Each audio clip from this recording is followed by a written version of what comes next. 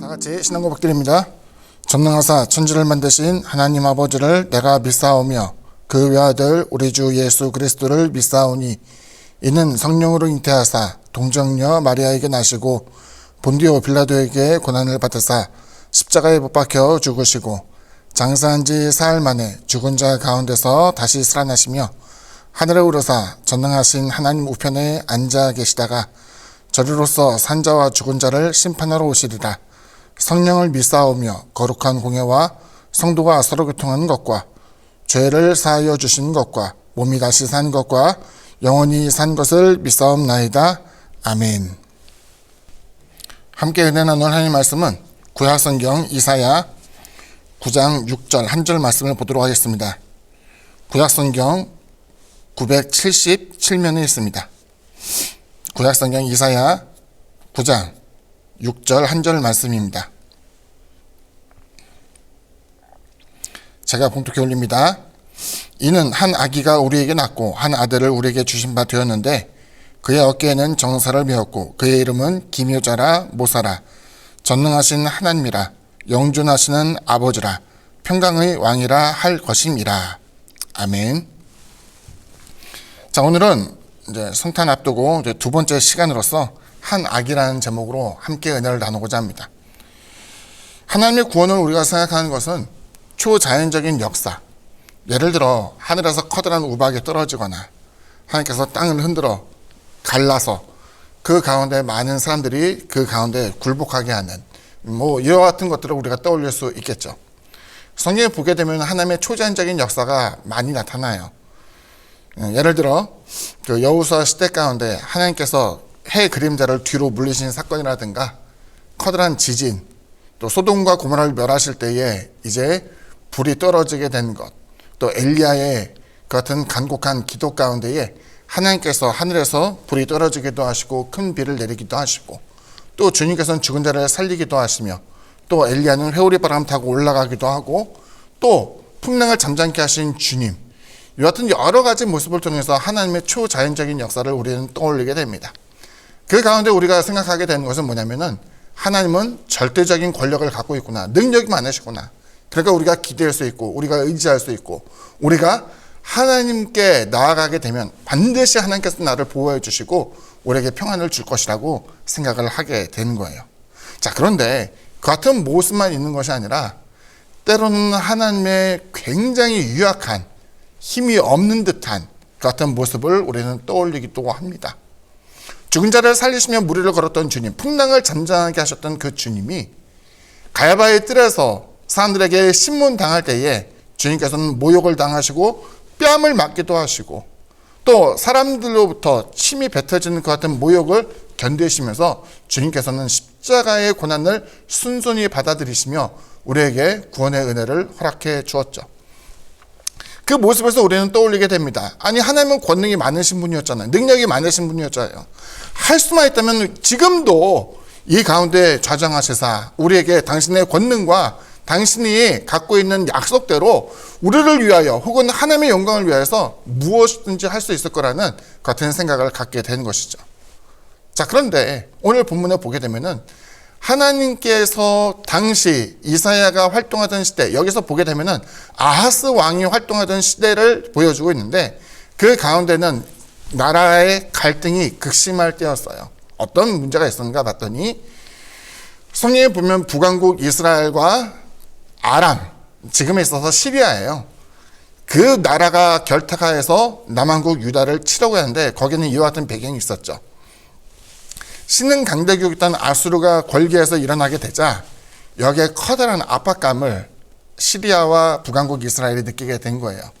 남왕국 유다는 그 아람 혹은 북왕국 이스라엘을 지나서 도착하기 때문에 그만큼 심한 압박을 느끼지 못했지만 북왕국 이스라엘과 그 아람의 그 군사들은 아수르의 부흥을 통해서 심각한 위기를 갖고 있었기 때문에 유다에게 제안을 하게 되죠. 야, 우리와 함께 연합하자, 싸우자, 아수르와 대항하자라고 이야기하는데 유다는 거기에 대해서 별 관심이 없었어요. 이에 대해서 북왕국 이스라엘은 남왕국 유다를 쫓았게 생각했고 공격하여서 그들을 굴복시키거나 혹은 괴뢰 정부를 세워서 자신들과 연합하게 한 이후에 아수르와 대적하려고 하는 것이 그들의 심산이었죠. 북왕국 이스라엘은 10개 지파, 남왕국 유다는 2개 지파로 되어 있습니다. 게다가 아람이라는 국가는 굉장히 강성한 국가이기 때문에 누가 보더라도 남왕국 유다의 운명은 그렇게 좋지 않은 것처럼 보이게 되었어요. 그런데 여기서 하나님께서 수수께끼 같은 이야기를 하십니다. 뭐냐면 보라, 처녀가 잉태하여 아들을 낳으리니 그 이름을 임마누엘을 하리라 라고 이야기하며, 이 아이가 자라서 버터와 꿀을 먹게 되면은 그때 하나님께서 말씀하신 것처럼 이 두 왕, 북왕국 이스라엘과 남왕국 유다에 대해서 너희가 시도한 것이 이루어지지 못할 것이다 라는 것을 이야기한 것이었어요. 자, 여기서 내용을 보게 되면 두 왕국이 권리에서 남왕국 유다를 치게 되면 풍전등화 같은 운명이었단 말이에요. 그런데 하나님께서는 수년 내에 이것이 이루어지지 못할 것이고 그 징조로서 아기에 대한 모델을 제시하게 된 것이었어요. 그리고 그 내용이 7장에 기록되어 있는 반면 이제 9장으로 넘어오면서 이 아기가 실질적으로 하나님 자신, 하나님에 대한 권능이 투영된 사람의 모습으로서 나타나게 됩니다. 오늘 본문을 제가 다시 읽어드릴게요. 이는 한 아기가 우리에게 낳고 한 아들을 우리에게 주신 바 되었는데 그의 어깨에는 정사를 메었고, 그 다음에 이제 특이한 거예요. 그의 이름은 기묘자라. 이 내용이 뭐냐면은 하나님에게만 쓰일 수 있는 묘사가 나타나게 되는 거예요. 기묘자라, 모사라, 전능하신 하나님이라, 영존하시는 아버지라, 평강의 왕이라 할 것임이라. 누구에게? 아기에게.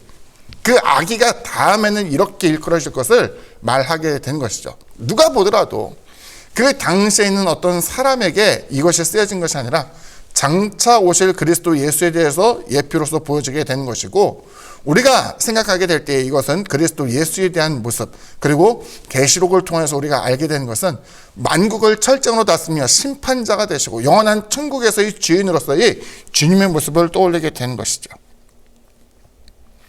이 부분이 우리가 받아들이기 힘든 부분이 됐던 거예요. 왜? 아기의 모습은 유약하잖아요. 아기의 모습에서 영존하시는 아버지를, 전능하신 하나님을 떠올리는 것은 정말 쉽지 않은 거예요.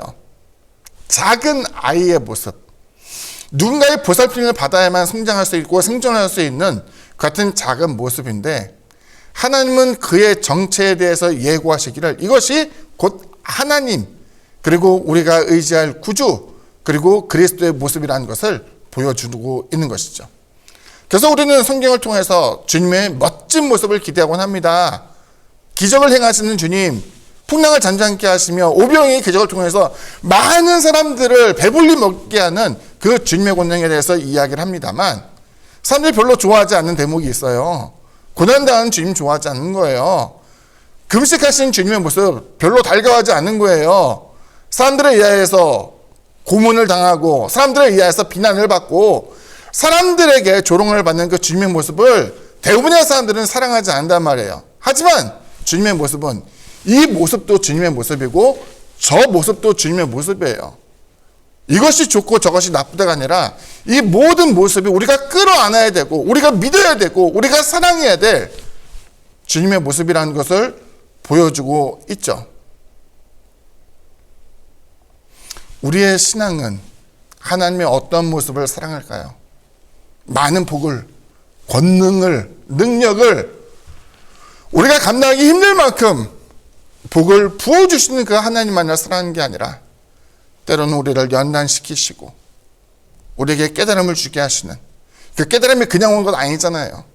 때로는 고통을 통해서 학습이라는 힘든 과정을 통해서 우리에게 주신 경우도 많이 있을 텐데, 그 여러 가지 모습에 대해서도 성경에서 이야기하고 있는 그 여러 과정에 있어서도 하나님의 사랑을 엿볼 수 있어야 되고 하나님의 위로를 받아들일 수 있어야 되는 거예요. 처음에 주님께서 공생의 사역을 시작할 때에 다수의 사람들이 주님을 영접했던 것은 아니에요. 그들에게 있어서 무엇가 있었냐면은 주님의 초라한 분으로 여겨지는 거예요. 목수의 아들? 난 받아들일 수 없어. 나사렛 사람? 받아들일 수 없어.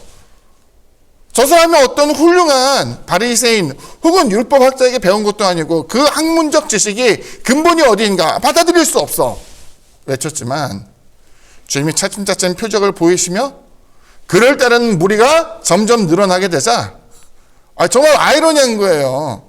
주님께서 예루살렘을 3번 방문했단 말이에요.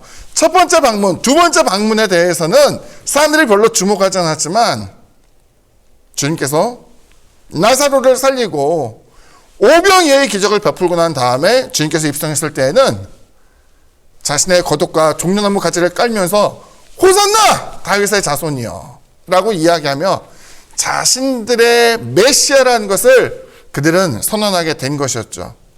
하지만 그 같은 감격과 기쁨도 잠시 어떻게 돼요? 주님께서 잡히시던 날 밤 사람들의 마음은 급속도로 식어지는 거예요. 메시아라면 이럴 수 없지. 메시아라면 이럴 수 없는 거야. 어떻게 사람들에 의해서 붙잡히게 되고 우리를 정치적으로서 군사적으로서 이제는 로마의 압제에서 우리를 구원할 거라고 생각했는데 허망하게 잡히며 신문당하는 주님의 모습에서 사람들의 마음은 분노로 바뀌게 되었고 주님 십자가에 달려 죽으라고 이야기하는 성난 폭도의 모습으로 변하게 된 것을 우리에게 보여주고 있죠. 저는 이것이 하나님의 신비라고 생각해요. 우리가 가꾸는 연약한 믿음이 저와 여러분을 구원하는 거예요. 우리가 행하는 작은 선행이 하나님의 복을 받게 하는 거예요. 세상에서 정의와 사랑이라는 것이 마치 풍랑 가운데 서 있는 작은 화초와 같이 위태롭게 보이지만 이것은 죽지 않아요. 꺾이지 않아요. 하나님께서는 이것을 번영시킬 것이고 하나님께서는 이것을 통해서 세상을 변화시킬 것을 우리에게 보여주고 있어요. 기술 문명 시대 가운데 교회에서 부러지는 사랑이, 교회에서 부러지는 정의가 무슨 소용이 있겠는가? 성공이 중요하고 사람들 가운데 할 수만 있으면 많은 재물, 할 수만 있으면 많은 능력, 많은 그 같은 권력을 얻기 위해서 사람들은 요구하고 있겠지만 아니요. 그것보다도 작은 아기의 모습, 그 아기의 모습에서 담겨있는 하나님 자신의 그 같은 모습을 우리가 떠올리면서 그 아기를 사랑할 줄 알고 유약한, 연약해 보이는 복음의 진리 가운데 서야 되는 것을 우리에게 보여주고 있죠. 처음에는 작은 아기의 모습으로 태어났지만 죽음을 이기시고 부활하신 주님, 그리고 계시록을 통해서 모든 만국을 다스리시는 하나님의 모습을 우리가 기대하면서 우리 신앙의 현 주소에 대한 모습을 보며 실망하거나 좌절하지 아니하고 끝까지 주님을 의지하며 살아가게 되기를 주님의 이름으로 부탁을 드립니다. 기도합니다. 사랑의 주님, 우리는 언제나 주님을 따르기를 원합니다. 주님의 가르침과 사랑 가운데 거하게 하시고 주님이 어떠한 모습이든 혹은 우리의 삶의 형태가 어떻든 간에 더더욱 주님을 의지할 수 있도록 은혜를 베풀어 주옵소서.